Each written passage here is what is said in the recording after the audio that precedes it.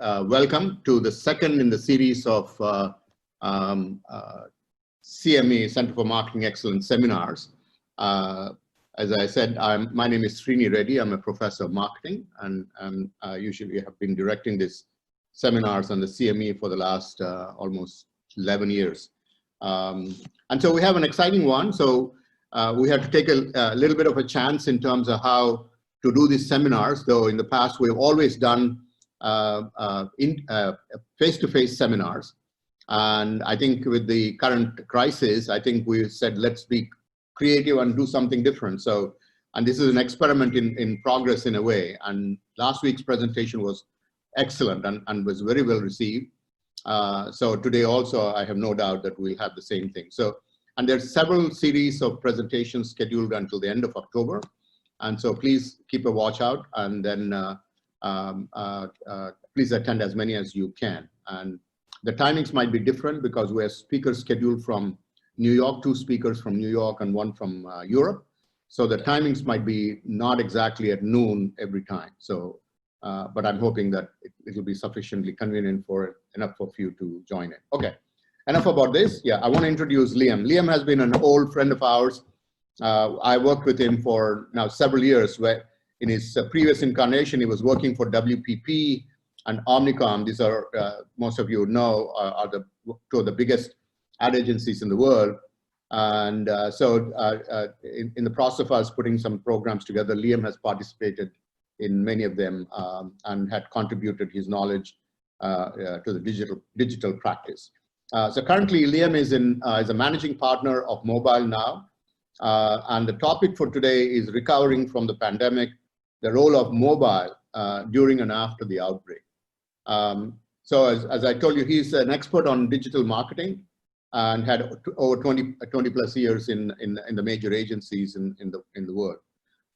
So we look forward to actually inviting him.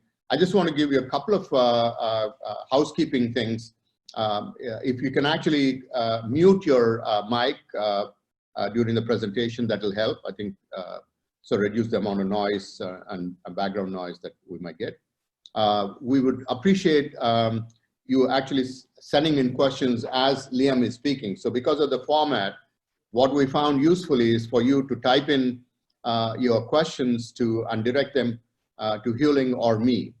And then what Liam and I have discussed is about every 15 minutes or so, when there's a natural break, Liam would take a break and then ask for questions. And I will interpret those questions based on the questions that you've given me. And then we can have some discussion on it at that time. And at the end of the hour, we'll have more questions that Liam can field. Hewling instructs me that at the end of the session, she'll send you a feedback loop, feedback link that you can actually click on to provide the feedback about the topic and how we can actually do better in the future. Okay, so those are the housekeeping chores. Without much ado, Liam, take it away. Yeah. Thank you, Professor Reddy. Good afternoon, everyone. Hope you can all see and hear me okay. So for today's topic, I wanted to cover the behavioral impact that the pandemic has had upon us, specifically from a tech perspective and specifically from a mobile point of view. So what we're going to do is, what we're going to do is we're going to cover what I've referred to as the old norm. So what was our typical way of working last year? What sort of behavior? What was the kind of the standard behavior at that time? Just to give us some perspective, because I think we'll each know as individuals how we have changed. So I think it's sometimes good to look back to kind of see how we were not that many months ago. Literally, it's only 9 months ago. Before we kind of start looking at where we are, where we've gone, and where we will likely end up in terms of the future. So starting off with the old norm, then looking at some specifics in terms of how the pandemic has impacted our behavior, whether it's our time online, whether it's working from home, whether it's education and other facets. We'll spend a bit of time going through that with some examples and case studies. Then we'll briefly go into the bounce back, which I think is a little bit of a subjective topic. I think here in China, we can definitely see the bounce back. If you ask somebody in North America, they may still be kind of waiting for that to come. So we'll talk a little bit about that. And then what I'd like to do is kind of get into what's becoming the new norm. So in terms of after kind of, in essence, for many of us, 6 months of living with the pandemic, how have things changed? How have things changed? And what sort of impact is that going to have on us going forward? So it's not necessarily from a psychological perspective. This is more from a marketing perspective. So I know everyone in the group, I guess the commonality is a passion for marketing. So it will be very much underpinned from a marketing perspective, and then wrap up from there. So as Professor Reddy mentioned, I'll also take questions. The more the better, from everyone as we go through at appropriate time, just so we can kind of keep it quite interactive, and so you also don't have to listen to me speaking all the time.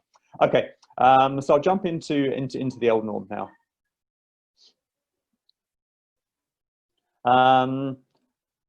So basically what I've done is I've had a look at, where was mobile sitting pretty much at the tail end of 2019. And this is just to kind of set the frame for where we're going to go.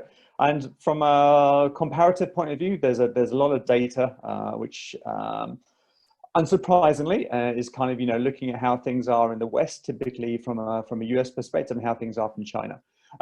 Where I can and where relevant, I've sought to include examples from Asia, and particularly from Singapore as well. But a lot of the data is China based, which I actually don't think is such a bad thing. China was clearly the forefront of the pandemic, and I think a lot of the learnings that we're seeing have come from China. So I think it is very relevant to us.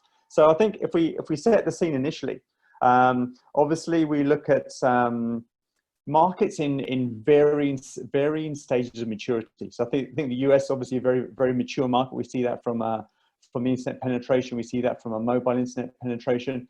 We see China pretty much as being to some extent the new kid on the block. They're still growing significantly. Not reached the same levels of maturity as the US. So we look at internet penetration in the US, it's sitting at 90%. We look at it in China, it's sitting at 63%. Similar for mobile internet, the US by far dwarfs the figures we see in China. Where it starts to get interesting, I think this is also links through to the presentation itself, is mobile payments. So China is by far and away the global leader from a mobile payment perspective, kind of sitting at about 53%. Whereas the US in comparison, compared to the other two stats we just shared, trails a long way behind. Now the globe is also split in terms of habits, in terms of how we interact with each other, how we interact with brands, how we use our time on mobile device. And this is also best represented, or quite well represented from a messaging platform perspective. Depending on where you are in the world, you'll have a preference for one platform or for platform or the other. Singapore, everyone tends to lean more towards WhatsApp. China, it's WeChat. North America, Europe, it tends to be Facebook Messenger. So it's just that we have our own idiosyncrasies. We have our own way of doing things, and within these platforms, there's also different levels of evolution, which I'll talk about as we go through the presentation as well. Now, basically, what I've also done as a refresh and try to bring this background from an Asia Pacific perspective is to look at what we as users are typically doing on mobile phones. And I think, again, sometimes in presentations like this, it's good to maybe take off your marketing hat and put on your consumer hat, and kind of think of your own habits and your own kind of day-to-days. So and I think there is a lot of kind of commonalities across Asia. I mean, mobile messaging is ubiquitous. Pretty much, if you look at all the markets from China through to Vietnam, everyone's pretty much using mobile messaging. Whether users are on the latest Samsung or iPhone, compared to maybe a more entry-level smartphone in places like India and say Vietnam, everyone's still using messaging. Video is also getting into a stage where it's become ubiquitous. I mean, I think you take any journey on a kind of public transport in any kind of country across Asia, and everyone's pretty much watching video, which is a good health indication in terms of the strength of the mobile networks in those markets. Here in China, it's kind of moving towards 5G. Singapore's always been quite cutting edge from a technology perspective, and even in lesser developed markets, kind of 3G, 4G has kind of become the empowerment to allow us to watch video. Gaming is again a very common activity. Interesting to see. I think Thailand has the highest incidence of gamings across the region, but again, it's something common that we all do. We have our own probably passions for games in terms of the games that excite us, but pretty much everyone will have a game on their phone that they will use in downtime. Now, there's a couple of more interesting stats which the guys at We Are Social have started to pull out when they've been doing their annual analysis, which is where this data has been pulled from. And this is e-commerce purchase. So it hasn't always been available in previous years, but the interesting thing here I see, and again, these are really just kind of setups for where we see the market evolving in the kind of next 6-12 months. Unfortunately, we don't have 2020 data to back this up against, but I think we'll all see that there will be a lot of changes across all these facets, particularly on the last two, which I'm going through now. So e-commerce purchase on mobile. The leader in the region is actually Indonesia. So it's almost a case where maybe the less developed markets that have often skipped the age of computer and gone straight to mobile, they've kind of obviously been very mobile focused. E-commerce on mobile has been a natural thing to do. Whereas more mature markets, say, look at Hong Kong, you look at Singapore, users are still probably more comfortable or more used to probably undertaking much of their shopping away from a mobile environment in terms of a desktop or a tablet. The final data that I'm sharing as well links back to the previous the slide two slides back in terms of mobile money accounts. So again, China very much being the lead, always has been. I mean, pretty much for the last kind of 2-3 years, it is pretty much everything's done on mobile. I think if you go somewhere and pull out cash, you're often told this is the first cash purchase in a couple of weeks, and it's really moved away completely. Now, as someone who's kind of commuted back and forth between Singapore and Shanghai on a regular basis for more years than I care to remember, it's been very interesting to see how mobile wallets and mobile payments have slowly grown in Southeast Asian markets, and also in Singapore specifically. And I think certainly this year has started to see this grow even more. I think when the government was announcing that they didn't necessarily want there to be cash payments just because of the risk associated with cash payments, that naturally opened the door to kind of really push mobile payments, which again I think has been a very good thing. So I'd fully expect most of the data across Southeast Asia, the mobile wallet data for 2020 to grow significantly compared to what we've seen here for 2019. Okay. Is it too early to take a break, Professor Reddy, or do you want me to jump into the behavior side of things? Yeah, it is not too late. I think I haven't seen any questions come by, but I think while people are putting together the questions, I have a question for you. If you go back to the previous slide, Liam, it's actually fascinating to look at the numbers a little bit closely. Two things strike me as interesting. One is that in particularly the last column, the mobile money accounts, China dominates. 53% looks like of them are essentially using mobile money accounts. The next best you could see is I think I'm assuming that's Malaysia, and then Singapore 11%, 9.5. Yeah. So two things come to mind there. One is I think China is so far ahead. And the second is that there's a fantastic opportunity in many of these other countries. Like India is only 2% with 1.3 billion population. So there's the movement essentially, this particular crisis might actually might prompt that to move. That's one.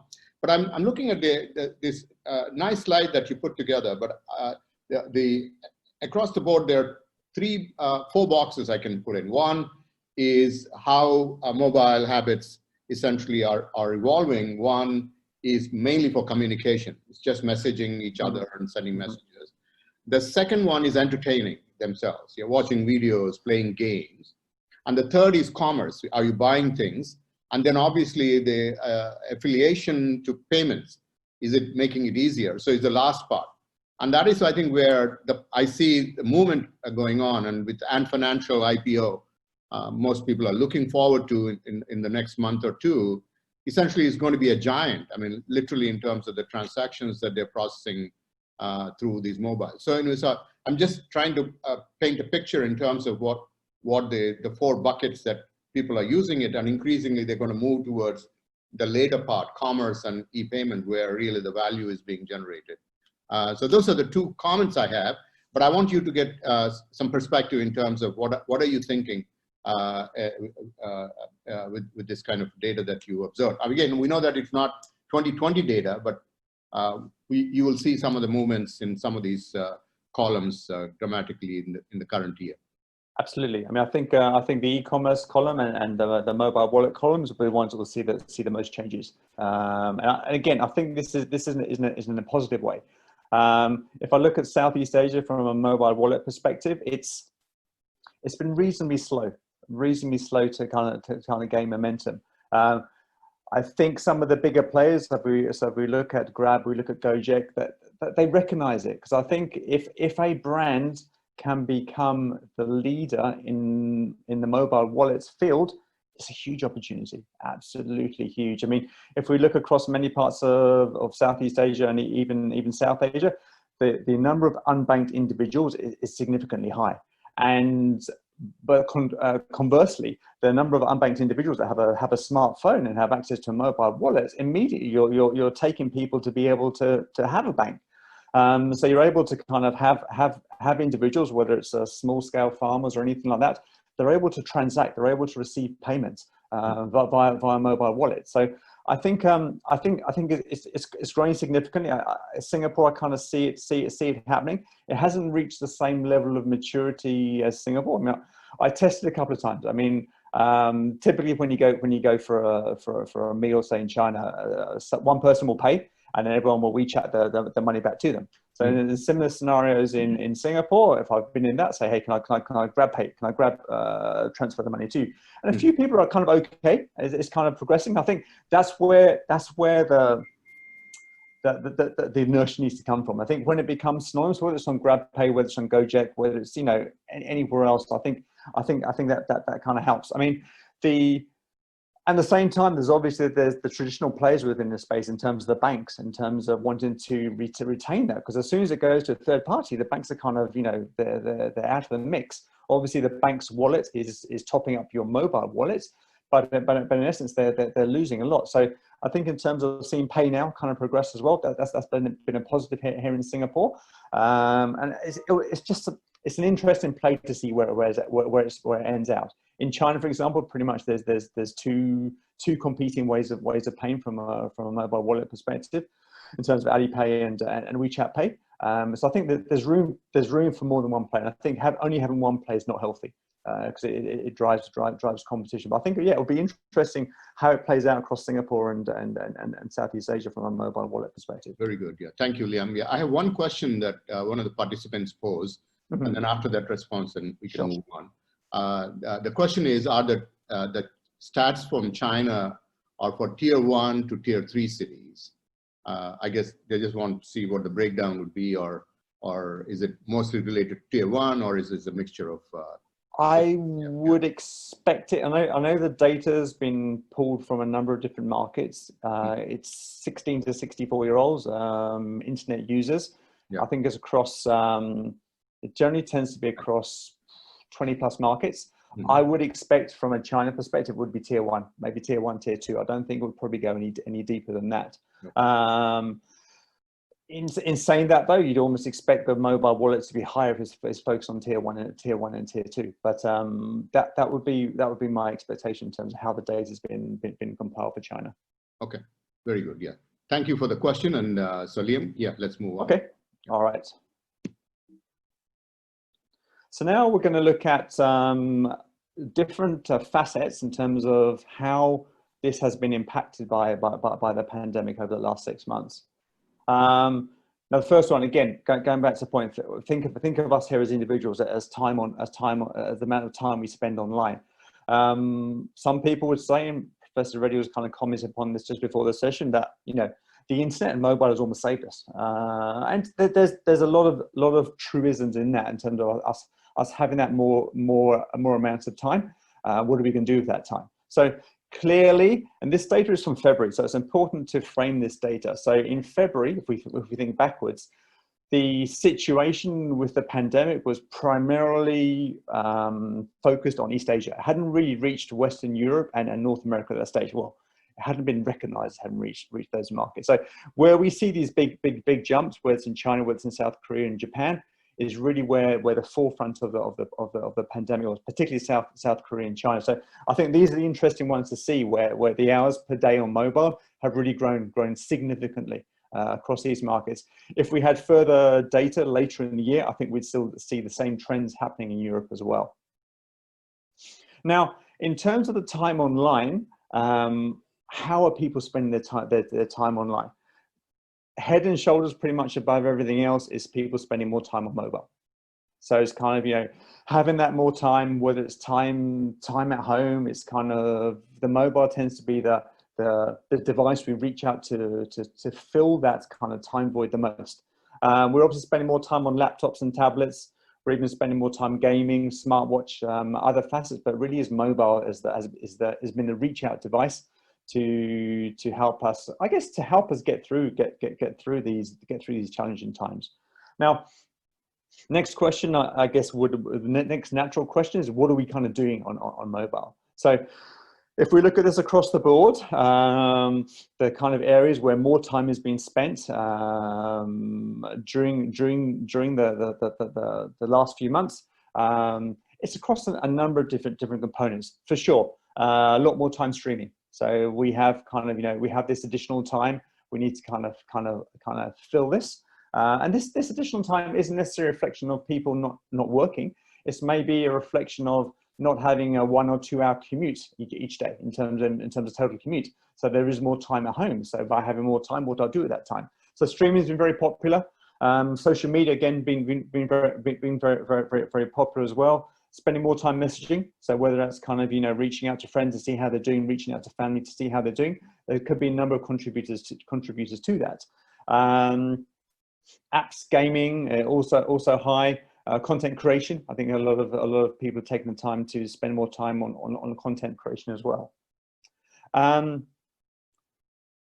The other kind of natural kind of evolution is we have been doing a lot more online shopping. It's only natural. I think in the scenarios in markets where it hasn't been possible to go out, online shopping has been the savior. So we kind of see, this is global data, this kind of steady growth in terms of e-commerce traffic, starting from kind of March and then going for the next 2 months. Again, it would vary per market, and looking at totality, I think this curve would be seen in every single market. It just depends where, from a calendar perspective, that curve would be. Now, I guess I have a question. I don't know how this is going to work from a feedback perspective. What do you guys think has been the fastest growing e-commerce category during this time? So basically, the data's looked at in March 2020 compared to March 2019. Which category do you think has really grown the most? One clue, a lot of the data has been pulled from Amazon, so it's more, I guess, more Western market and not so China focused in terms of the actual categories. But what do you guys think would be the product or the product groups that have really shown the biggest growth from an e-commerce perspective? Send in your responses if you can. I think we should actually get a one response I got. The first one is F&B. Okay. Yep. More? Health food. Okay.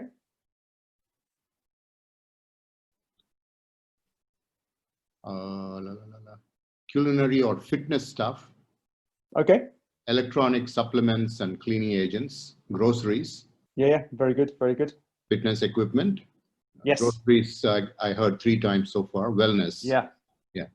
I think probably a lot of the guys are maybe drawn from their own experience in terms of what they've done, and I think, you know, they're very well made comments. Now this, there's a couple of slides that kind of talk about this in terms of what's been bought and what categories are being overrepresented. This first one looks more at products.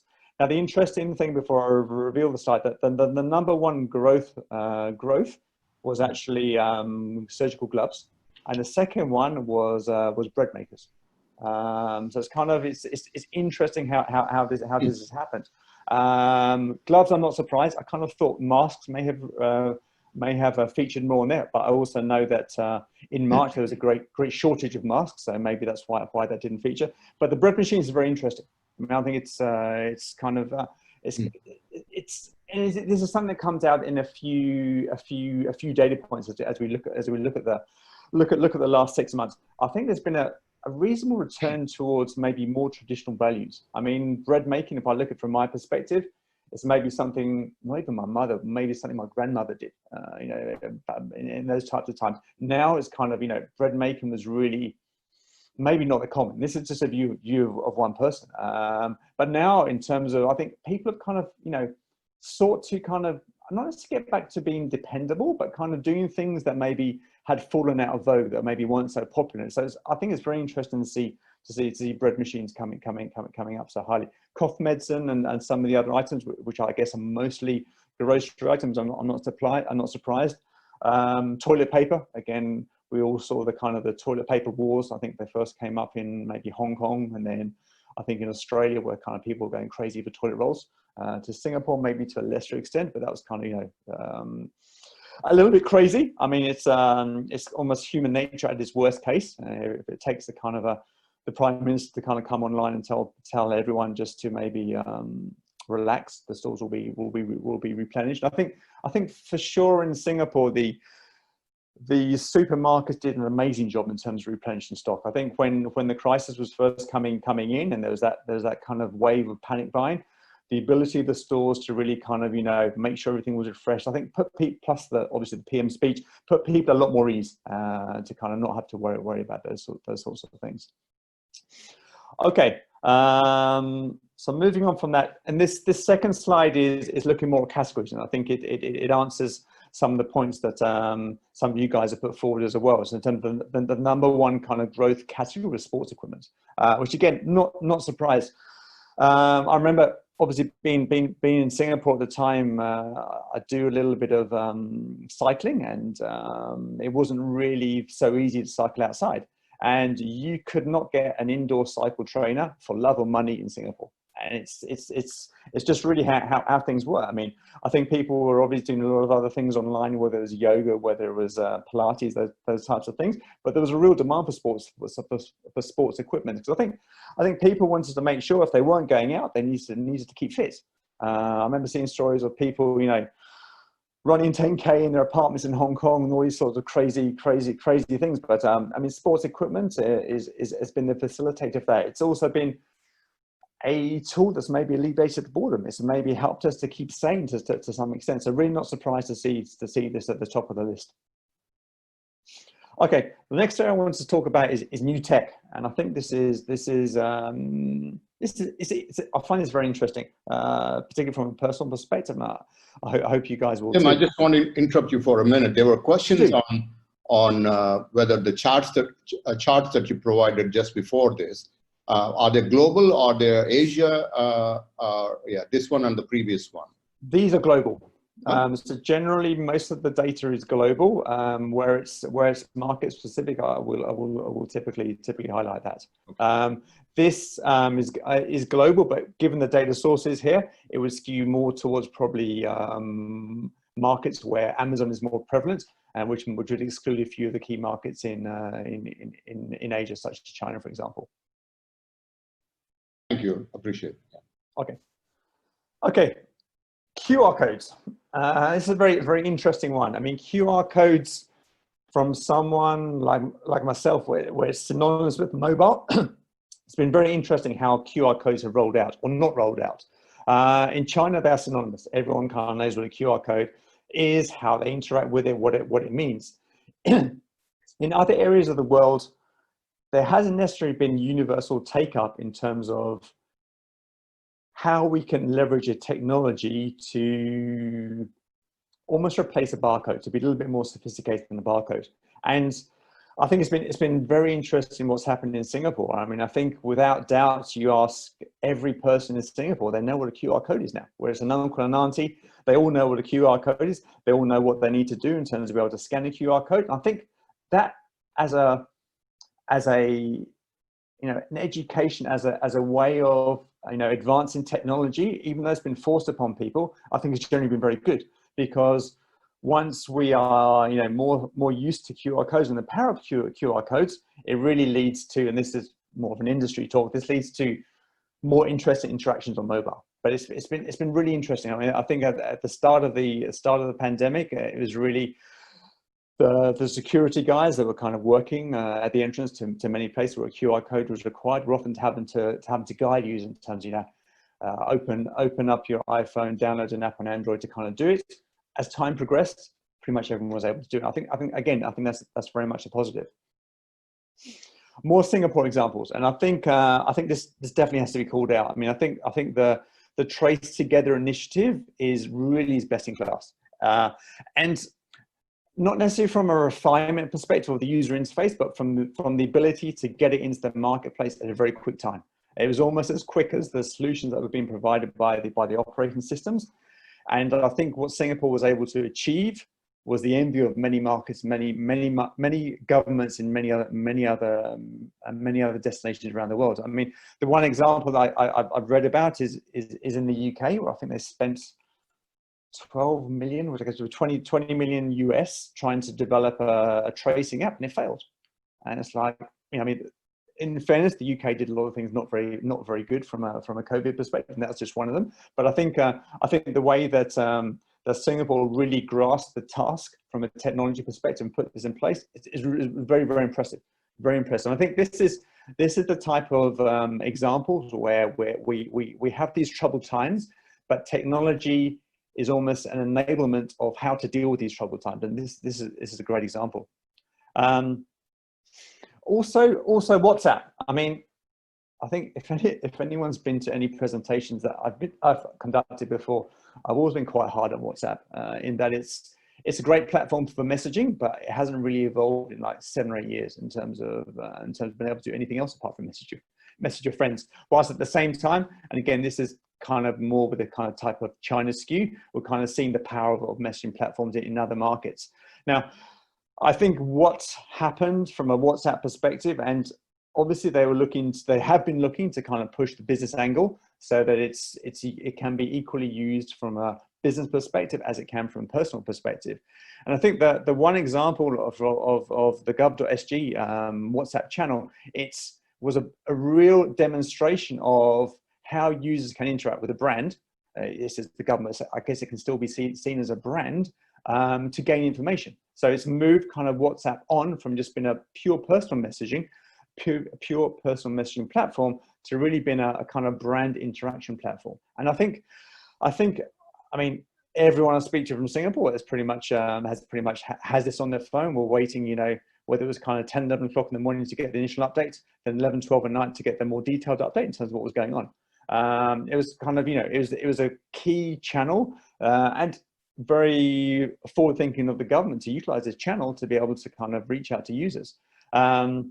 It's now become the largest government social media channel, and the most recent data I saw is that almost 1 million people have signed up. I think that data is probably going to be higher than 1 million, but it's really has been embraced. There's also been technology in other markets. This example that I'll share from China. So this is basically a mini program in terms of like a simple app that users would use to denote their health status. And what it basically used a combination of I guess a traffic light type scenario of generating QR codes. So you either had a red, amber, or green QR code. And as there was I guess the return from the pandemic gained pace, it was very strictly controlled. For you to be able to access a particular office or a building or a shop, you had to share a QR code, specifically a green QR code. And this links back in terms of, to maybe put a bit of a backstory on this, is that there were a lot of quarantine measures put in place in many of the metros in China for when people were returning from their Spring Festival, their Chinese New Year holidays, that they would need to quarantine once they returned to, say, Shanghai or Beijing. So often this type of situation would come where you would return from, say, your hometown, which may be further afield, to get back, say, to Shanghai. You do somewhere between 7 and 14 days quarantine. After the quarantine had been finished, you'd have a green QR code. And the mini program basically allowed you to enter your ID card.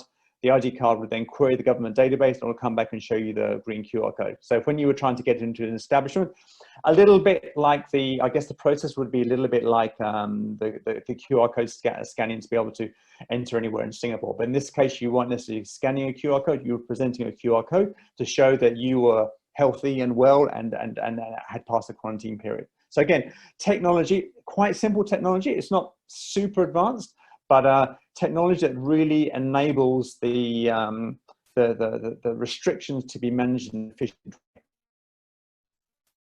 Now, this brings me on to a very important point, and it underpins, I think, a lot of this presentation. It's a quotation from someone at Alibaba, Shan Xinghua, who mentions that technology has played a critical role in containing the pandemic. And I think this kind of summarizes things very, very well. For sure, I think many countries have leveraged technology, whether it's Singapore, whether it's China, but it's really has been an enabler in terms of making the management of the pandemic a lot easier. I mean, I think we sometimes make comparisons back to previous pandemics. Maybe I'm using the wrong term in terms of pandemic, but in terms of previous kind of issues, whether it was SARS in 2003 or anything else like that. But the evolution of technology wasn't so advanced then. So it would have been a lot harder to kind of manage things in terms of how they've been managed now. Those times where it's all kind of feature phones compared to now, where we do have the ability to leverage a lot of smart technology. The final slide I want to share on this is just, I guess it's just the market reaction to the role of technology. Technology being one sector that actually has performed well compared to other sectors across the board. In this case, in the US, from a Standard & Poor's industry. I've gone through a lot, so Professor Reddy, would it make sense to take another break now?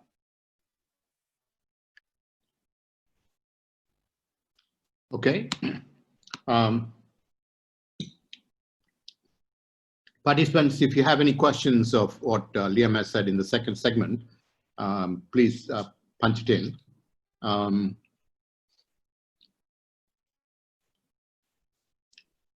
As they're doing that, Liam, I think I sort of particularly was impressed with the last comment about how technology has actually helped with the COVID crisis. And I think the examples of the QR code, of tracking, tracing, and informing the people who might be vulnerable and so on is actually dramatic. I mean, in the old days, you had to physically go and reach out to all of these guys. And I think that's a very valid sort of comment. Yeah. What is your sense how this is perceived in various countries? For example, we talked earlier before you started talking, I mean, the response to COVID has been phenomenally different across the countries, as you said, China on one end and the US on the other. And so is this. I mean, it's so difficult for leaders in the US to wear masks. And it's so difficult for these people to wear masks. I mean, so they think it's a violation of their liberties and freedom. And I cannot imagine that they would have in the US a QR code application where people will be mandated to use it when they register in terms of where they've been and so on. You see what I'm saying? So technology can be a great help, but at the same time, culturally, there's so much of resistance in some cultures than the others. Yeah. So I mean, in going to the sociological phenomena in terms of where the East tends to be more communal, that we're looking after each other, whereas in the West, it tends to be a lot more self-directed. Yeah, what is in it for me? So anyway, so there's a whole angle to it. But anyways, as you respond, I see a couple of quick questions that came in, and I will read them out to you after you respond to that.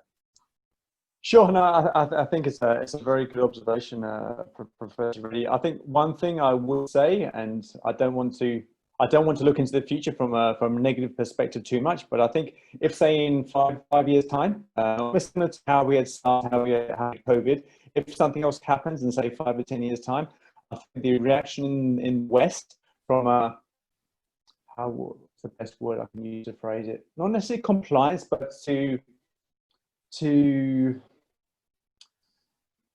be more tolerant, to be maybe not so focused on maybe, you know, personal liberties or anything like that. I think the response in the West will be a lot different compared to what it is now. I think as people look back, they will realize, in the same way in Asia, where if you can call it, we've seen how things work from SARS, from bird flu, from other types of issues. So putting on a mask wasn't a big issue. I think if in Europe or US in, say, 5 years' time there's a need to put on a mask, there will be less resistance. I think without a doubt. Yeah. Okay. So as I was actually giving you that question, I think there was another participant who did exactly that. The choice of tech rolled out kind of reflects the level of truth the government has in the people's sense of social responsibility and the level of trust the people have in the government's treatment of their data. Have you seen any countries which has surprised you from a behavioral perspective vis-a-vis their culture from audience? A very similar question, but I think very deep, and the great question to think about in terms of how people believe in the governments, the trust that they have in terms of that they're doing it for the betterment of all and so on. So great question, whoever asked it. Liam, yeah, so yeah. Your take on it, please. I would agree. I think it's a good synopsis in terms of a barometer of terms of how much people will trust their government. And I think even in Singapore, I think there was resistance in terms of, you know, what's the kind of the trace together app can be used for, you know, where may the government want to use that data later. But I mean, I think it's also interesting that people's perception of their respective governments and how they've managed the situation has varied in different parts of the world. I'll use an example from Australia, which kind of almost links us back to this, in that Scott Morrison, he was getting rightly abused when they had the bushfire situation. Again, this was probably going towards the start of the year. I think he was holidaying in Hawaii or something like that, and his popularity ratings went right down.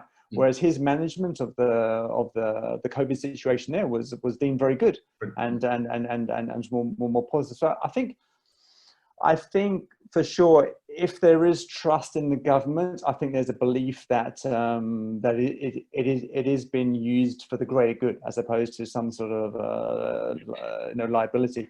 I think where, you know, in other markets where it's almost enshrined in the constitution, say France, where, you know, egalitarian liberty, that type of approach is taken, there's often pushback. And I don't think pushback to some extent is wrong, because I think the government should always be accountable.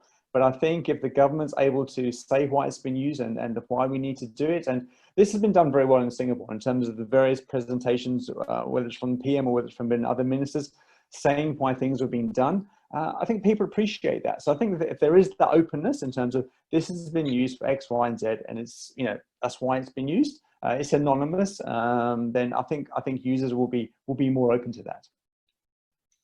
Great. Thank you. Yeah, Liam. Yeah. Okay. Let's continue with the presentation. Yeah. Okay. Another break short. So we'll move on to, I guess, a TLA, a three-letter acronym that's become, you know, something we kind of all know very well: work from home.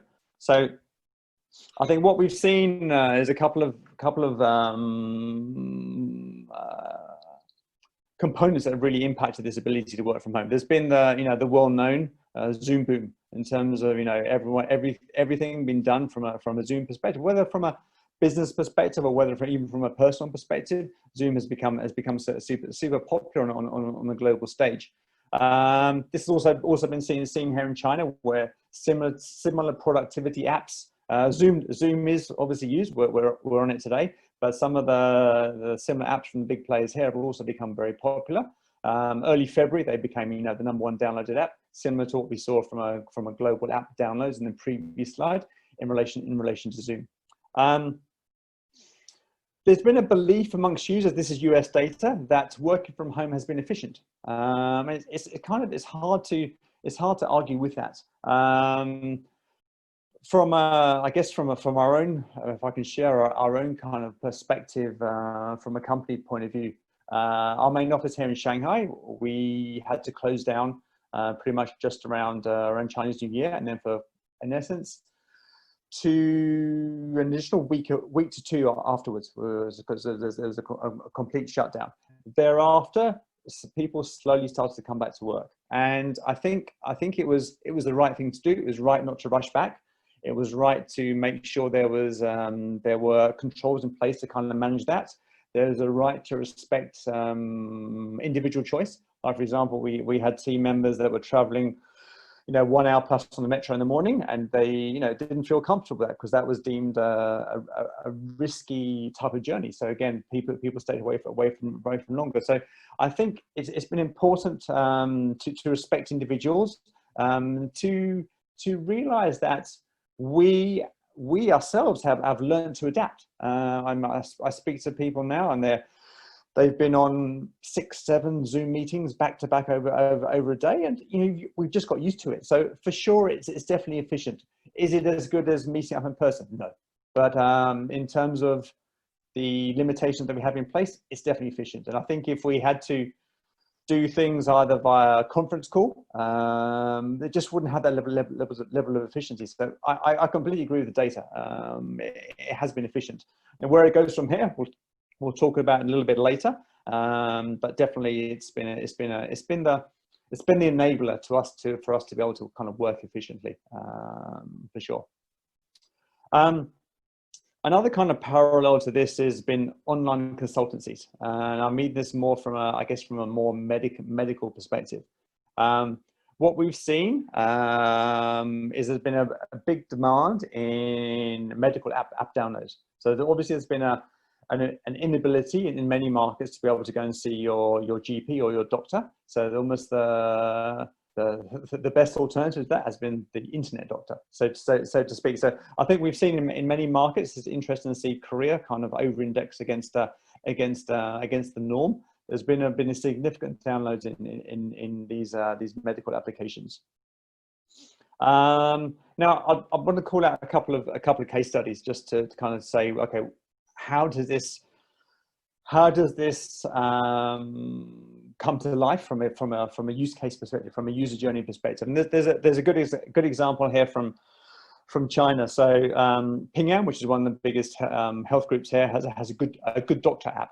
So basically, on the Good Doctor app, you're able to look at a list of doctors by discipline in terms of what their particular skills are, and then to enter into dialogue with that doctor.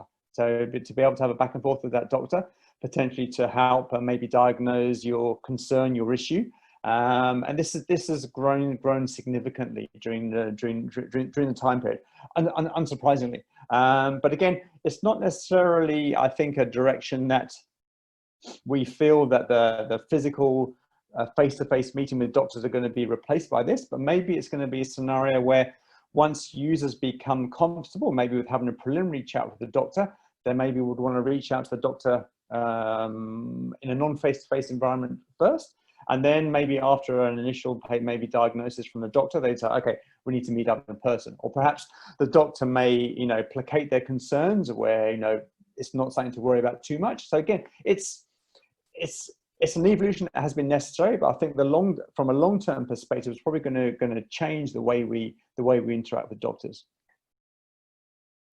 The other example, again, this is from Singapore, and it's a more small scale example, and this was obviously during circuit breaker phase 1. There wasn't possible to go and see people in person. However, this is a physiotherapy example I'm sharing with you.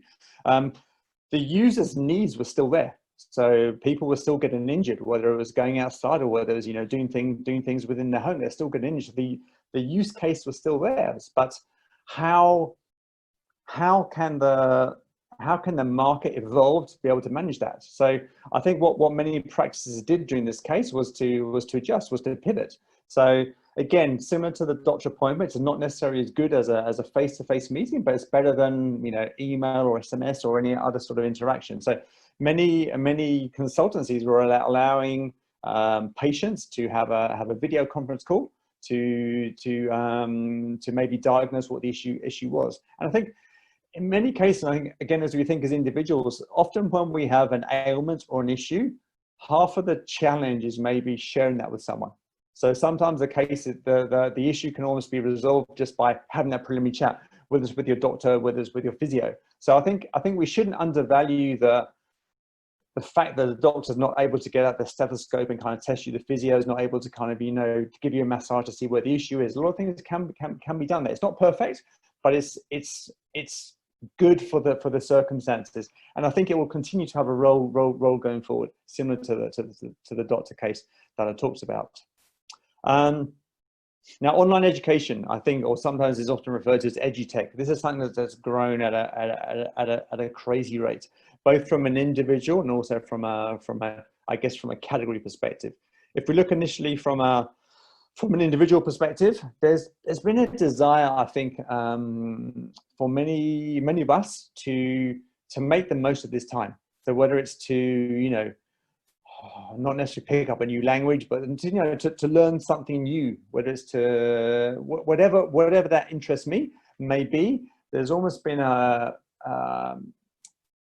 perspective that this opportunity should not be missed in terms of making the most of this downtime to learn. So what we're seeing from this data from the US is that a lot of consumers are seeking to learn online every day, and the variety of what they're learning will be down to the individual. I think we don't need to worry about what people are learning per se, just more that there is this desire to learn, and technology has to evolve to enable the online learning to take place.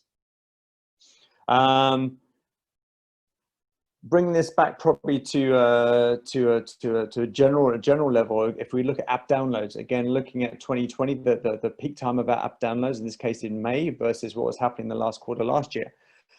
App downloads from an education perspective also went crazy. I think next time you have an interaction with an Australian person, you should expect them to be doubly smart, because they've been the one market that has downloaded the most education apps. But again, it's been across the board, and I think maybe as individuals we've seen ourselves downloading you know, additional education apps, but it's certainly something that's been taking place.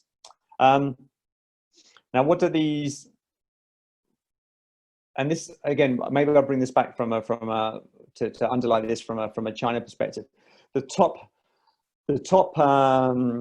top response in terms of what did people do for the first time during the pandemic was indeed online learning, supplemented with a desire to continue doing that after the pandemic had finished as well. Next one I wanted to share was just an example of how this facilitated itself, and there's many kind of cases across the different markets, but this will be a typical, I guess, a marketplace for education. In this case, Shreyas, which allows education within the K-12 category, which grew significantly in China during the time. So users will come on, they'll select a particular maybe topic or category that's of interest to them, and then they look at courses that will meet their needs within that. And this has probably been the drive that we've seen in the app downloads in general that we saw on the previous slide. The next item I want to go on to, and I think we'll take a break after this, is live streaming. This kind of comes a little bit more back to marketeers, which I think is important for us. So what we've seen is this is primarily based on China data, which I think is probably the world global leader from a live streaming perspective. So I'm using this in this case. Live streaming has really increased significantly the last few years, and what we've seen, and what I'll share in the next example, is how brands have seen live streaming from a technology perspective as adding value in this current climate. The example here is from Sephora. So Basically, Sephora, and this is from a mini program, so like a mini app, which is a very important platform for Sephora. They were cognizant of the data that we'd seen previously. Users had a lot more time online. Users were seeking content.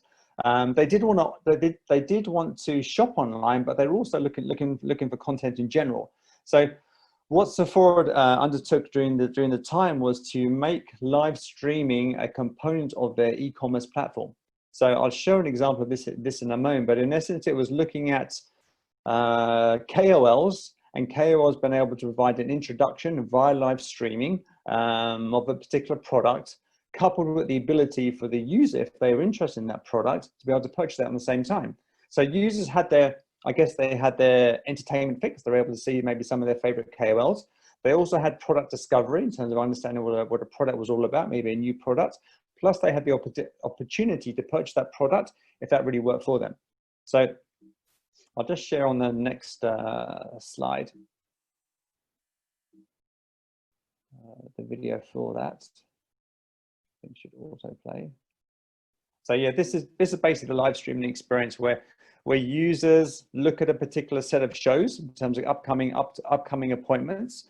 They decide maybe a particular show or KOL that's of importance to them. They're given the time of when the live stream will be. The KOLs introduce themselves. There's a Q&A available with the KOLs. And then there's also the product list in terms of what the KOLs are talking about that the user can then go through from an e-commerce perspective and purchase. So again, it's an evolution of what we often refer to as social commerce, but leveraging technology, in this case, live streaming, to make this experience a lot richer and to help fill the void that we as consumers have in terms of having more time online. We also want to be entertained. We don't want to do maybe just straight online shopping. We want to have a little bit of an entertainment input prior to doing online shopping. It hasn't just been happening on WeChat. It's also been happening on other platforms here in China. These are a few other case studies that I just wanted to call out. Louis Vuitton has been working with Little Red Book, which is another kind of social media platform that is very focused from a live streaming perspective, and they've kind of dipped their toe in the water to kind of say, okay, how does this platform work? How can it work for us? It generally skews towards quite a younger audience compared to other more mature platforms. So they've taken that dip and kind of found that to be very helpful for them. And it's not just in luxury. I mean, the two examples I showed you previously are from luxury. In real estate, with the estate agents not able to kind of often show people to rooms, to apartments itself, they've obviously relied upon live streaming to do that. In Singapore, I've seen real estate agents now just doing everything via video. So video coupled with WhatsApp. So been able to kind of show a user an apartment or a house via video. The user being comfortable enough with that technology that it works for them, and been able to have a kind of a sign up for an apartment more from a rental perspective than a purchase perspective, just via not having a face-to-face meeting and not even going to the property itself, which I think is something we'd have considered crazy kind of 6 months ago. Also from travel, Pinduoduo, which is a group buying platform, has also seen live streaming work very well in terms of being able to provide kind of content from a destination. And automotive as well. Again, we haven't been able to go to automotive shops. So Taobao Live has been leveraged by many of the big auto brands to be able to interact with users and provide that kind of, you know, that entertainment that couples with online shopping. I think Professor Reddy might be maybe a good time to take another little break. We're kind of, I'd say we're 3/4 of the way through the presentation. Yeah, excellent. Yeah, thank you so much. I had some technical issues on my side, so I just have to go on. Has asked if you start my video. Okay. Thank you, Liam. Yeah, so I was trying to sort out my problems on my side, but I'm back on. I have a couple of questions. I know that one actually asked, is it a good time for us to send some questions? Yes, please do. one of the questions that came up soon after the last break was something to do with the efficiency of working at home. You remember the pie chart that you actually sort of threw up. And so one of the questions was, what is the sample size of the data and the profile of the respondents? Yeah. So I don't know if it was a Nielsen study. It was Nielsen data. I mean, there's a reference to most of the surveys in the presentation, which I think will be shared afterwards. I think coming through Nielsen, the sample size should be quite decent. Yeah. I'm not too sure in terms of what the age demographic was. Now, the interesting, I guess, counter question would be to maybe ask employers, do you think working from home was efficient? I think if you're asking employees, I think most employees are kind of quite happy with it. I mean, if I think as an employer, I've been very happy to work from home. Asking employers, I think would be interesting data for sure. Yeah. Now, I have a question based on the efficiency. I think even if we acknowledge that there are greater efficiencies from working from home, what are the consequences? And I'm just counting in my head in terms of what happens. The issues in terms of commercial real estate.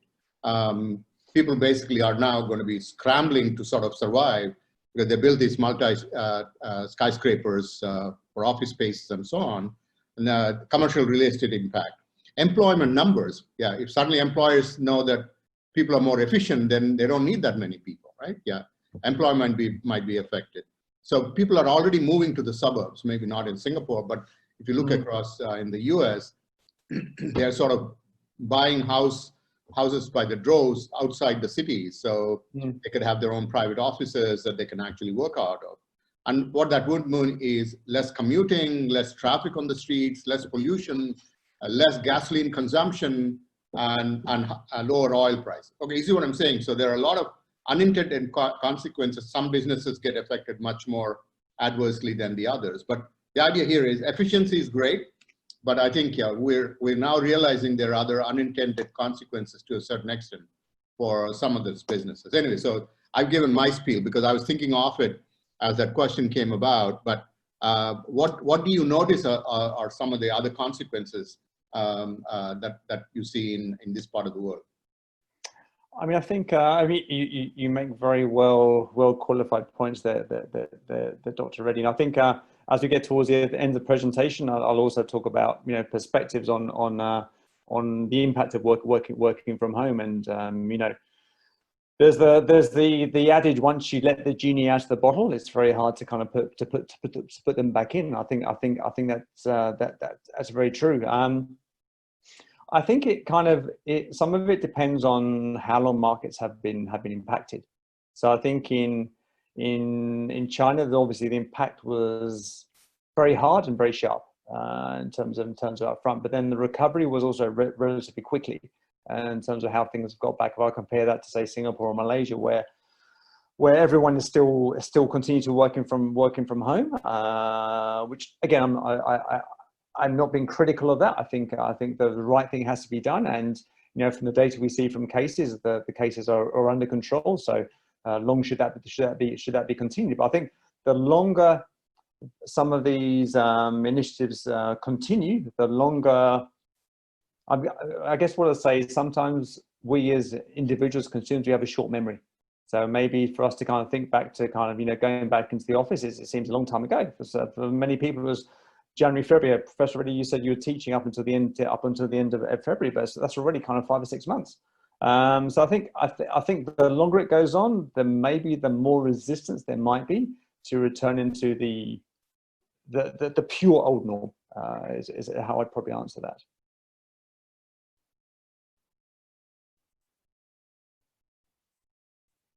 I think we might have you on mute, Professor Reddy.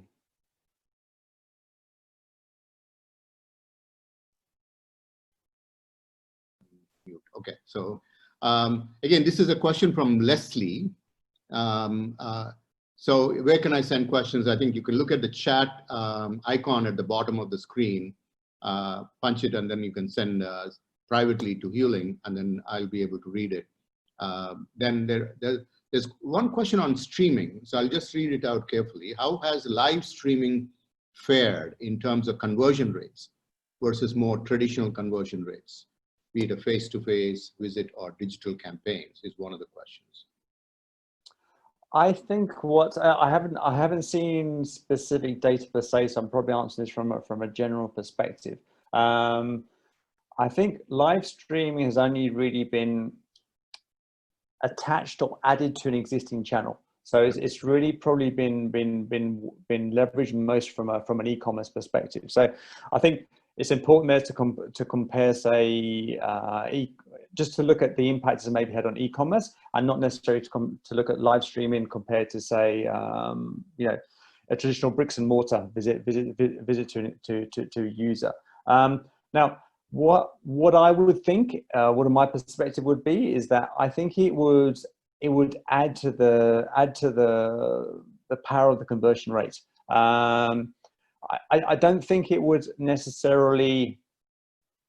I think it's very niche. So I think for live streaming to work efficiently, the user needs to be engaged by it. The user needs to have an appeal or to be drawn towards the presenter, whether it's a product expert, whether it's a KOL. But I think if there is that connection made, then I think the likelihood to purchase versus maybe just purchasing themselves or by word of mouth will be higher. Particularly, I think, as we saw in the Sephora example, sometimes it's introducing a new product. So if we think about a consumer in terms of how they discover a new product, often it's word of mouth. Often it's maybe via social media, via KOL, or often it's maybe via self-discovery. Now, if those first 2 points in terms of the KOL plus social media is almost combined into the e-commerce channel that the consumer is already engaged upon, and I think the conversion rate for that user should be higher. But I don't think it can be used across the board.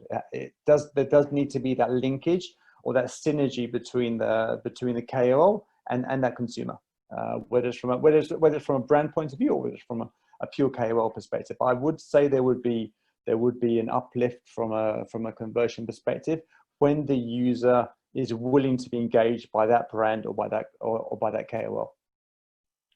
Thank you so much, Liam. So we need to keep track of the time. So sure. About 1:10. I don't know, you might have more to share. So can you sort of think in terms of how we can wrap it up in about maybe 5 to 7 minutes? Yeah. Sure. And in the meantime, if the audience has more questions, they can actually sort of post them quickly. So Liam can actually take some time at the end to answer them. Yeah. Absolutely, no problem, Professor Reddy. So I think the next slides I can probably go through relatively quickly because they're more just making small points. So firstly, let's talk about the bounce back. Again, as I mentioned up front, it's a subjective term. We've certainly seen a bounce back in China. If we look at the data on the left, which has come from FT, we've kind of seen the economic activity index kind of almost get back to normality. If we look on the right side, we see basically most of the world's economies expecting recession in 2020, with the exception of China. So bounce back is happening in the East. Maybe we're not perceiving it to be happening from a global point of view. Now, if I look at bounce back in China, again, I think it's good to look at China. As I said, China was the market that was impacted first by the pandemic. It's also been the market that's kind of come out of it the quickest. Domestic travel is kind of almost back to where it was kind of before Chinese New Year. Retail sales have come back relatively quickly. The chart on the left looks at online retail sales, which, as you would expect from the previous data, saw a boom during the pandemic times. Whereas the data on the right also includes bricks and mortar, so you'll see a kind of a slower recovery, but a recovery nonetheless from H&M. The stock market has kind of been quite bullish. The CSI index had reached a kind of 5-year high recently, based on I guess a confidence or a feeling that things were improving. I think that the market can be a bit erratic, but it's also a good barometer in terms of how things are performing. Now, bearing everything in mind that we've kind of talked about in terms of how things were, how things have evolved, what do we now see as being the new norm? So I'll look at this from a general perspective. And this kind of goes back to one of the points that I know one of you called out about the expectation that sports equipment was going to be one of the key kind of segments that saw a lot of growth. The data on the left is US. The data on the right is from China. So we as individuals, post pandemic, we want to exercise more. We're also concerned about health, so we want to make sure we look after our health. We also have concerns, I think, from insurance and money management perspective, that we will look after that. From a China point of view, there are some similarities. Online shopping remains kind of the highest, but there's also a link to health and fitness, and also a link to studying as well. The next chart looks at what do we think we would be doing more frequently, even when the pandemic changes. So I think the generalization is 50% of people think they'll be shopping more online. Interestingly, India tops up with 6 out of 10 people that think they'll be doing more shopping online. I think, again, we as consumers, we probably realize we're now going to be doing more shopping online. For better, for worse, that's how the market has evolved. We're going to spend, this is China data. This is looking at what we're going to spend more time doing. And I think this is kind of almost going back, and this is China data versus the other data, which is not China, but I think it talks about a similar point. Is this almost this value in maybe doing more traditional things, which we may not necessarily have valued as consumers in 2019? Well, we're super busy. There's no time for cooking. There's no time for housework. Sometimes the children won't get enough time. But now we're kind of seeing those as being very valuable parts of our lives, and something we want to almost re-engage upon or refocus on post-pandemic. It's also linked out in another component, which looks at Nielsen data, which is talking about more eating at home. So pretty much all markets across Asia are looking to eat at home more. We've had 3 months, 6 months of eating at home. We've had a lot more time as maybe eating as family units, and I think we as individuals have valued that, and that's something that we want to continue. We don't necessarily want to go back to that kind of grabbing food on the go, getting takeaways, maybe eating with friends, but not necessarily eating with family. We see that as a value. Unsurprisingly, travel plans are cautious. So I think in markets where there is an ability to travel, I think China is a good example, because domestic travel is eminently feasible. Safety is a big concern for when people are considering embarking upon travel. Now, working ethos, I think this kind of comes back to the point that you brought up earlier, Professor Reddy, in terms of what's people's perception in terms of how the working environment will change post-pandemic. This is looked at from 2 perspectives. One is video conferencing and one is working from home. 1 in 4 people expect to use more video conferencing. India, the figure is even higher, but we're seeing the value of video conferencing, and we don't expect that to kind of drop off once we maybe return to a more normalized environment, whether that's later this year or whether it's in 2021. This, I think, is very interesting. Is a working from home perspective, in that I think there's definitely a hesitation or a reluctance for people to necessarily want to go back to being in the office 8-10 hours a day, 5 days a week. And again, many markets here in Southeast Asia, whether it's Singapore, the Philippines, or India, are kind of over-indexing from that perspective. And I think it's also linked to the amount of time that people have been working from home. There's a natural reluctance not going back to how things were. So my closing thoughts. I'm just conscious of time. I think there's to many extents, COVID and the pandemic has not been good. I mean, if we look at the data in terms of cases, what's been happening in markets, it's definitely not been good. However, the change that it has, I guess, forced upon us, I think has been good.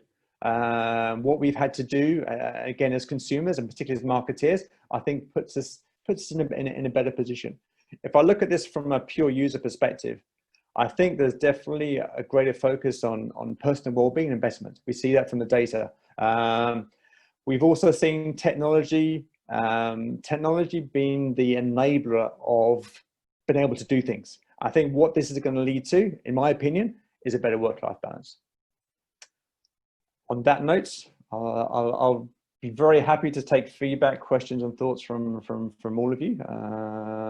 in terms of own perspectives and any questions on any of the data shared. Fantastic. Thank you so much, Liam. Yeah. Folks, I mean, this is the time to sort of send in any questions that you may have on the entire presentation. We have a few minutes. I think Liam can actually share his thoughts on those questions. As you guys are composing it, one of the things I was thinking as you put up some of the slides at the end, Liam, was again, I'm looking at it from a purely business perspective in terms of the firms which had benefited immensely. I mean, people would not have thought of it in January or March. And when the market collapsed at the end of March, almost lost 30%. And the recovery of it has been phenomenal in terms of, and the companies which actually sort of benefited are these buckets that you put up quite early, right? In terms of communications, Zoom yesterday sort of went up like 40%. Okay, so from a stock which an IPO 1 year ago was like $30, now it's $500. Amazon went up dramatically because of e-commerce and the payments and so on. In this part of the world, Lazada, which is owned by Alibaba, went up dramatically. JD.com and Tencent, which is basically a gaming giant and obviously payment giant, essentially went up dramatically. So you can see, and in the US, DIY, do-it-yourself stores, so there's a huge one. Home Depot went up unexpectedly, like suddenly 30–40% increase in sales. So nobody expected it, but suddenly this is what's happening. So, but the idea here is there are certain businesses which really got impacted. So just hold off on that because I now see a couple of questions I think are probably a little bit more important than my rambling. Do we see companies fast-tracking omni-channel strategies?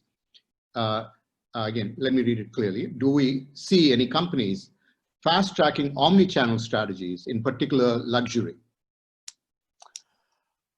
Very interesting question, and I guess we as a company, from a mobile now, so we spend a lot of time in this space. My general answer would be yes. However, I think the strategy from many multinationals, including luxury, has been interesting, and a lot of it has been driven by head office perspective.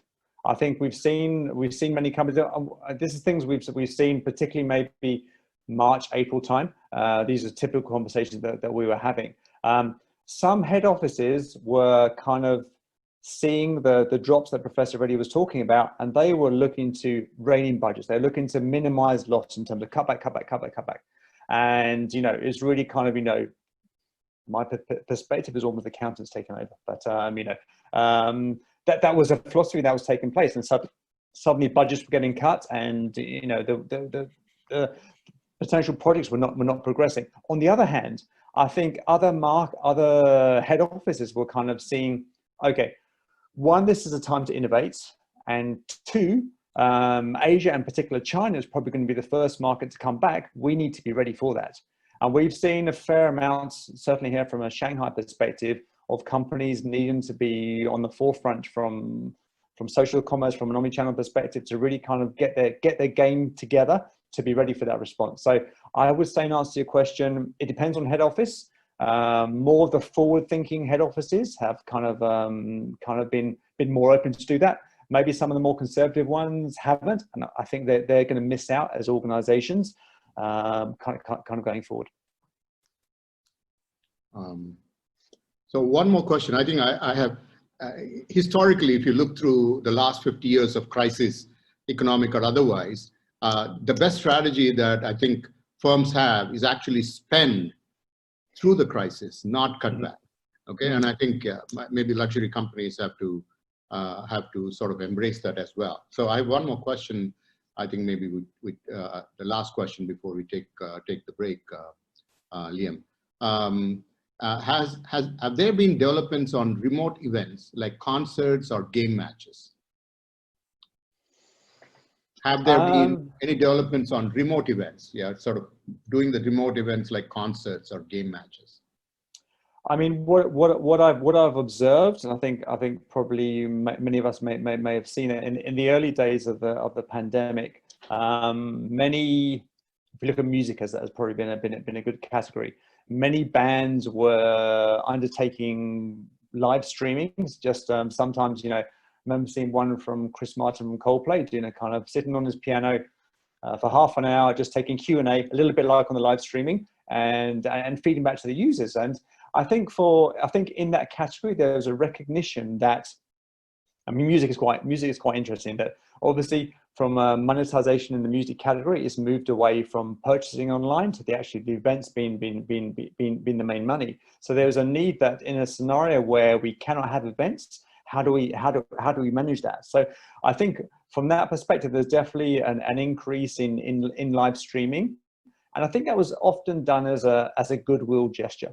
From participants from musicians to be able to reach out to their fans without necessarily looking at from a monetization perspective. There's almost ensuring that they would want to be able to interact with their fans and not lose them during this time.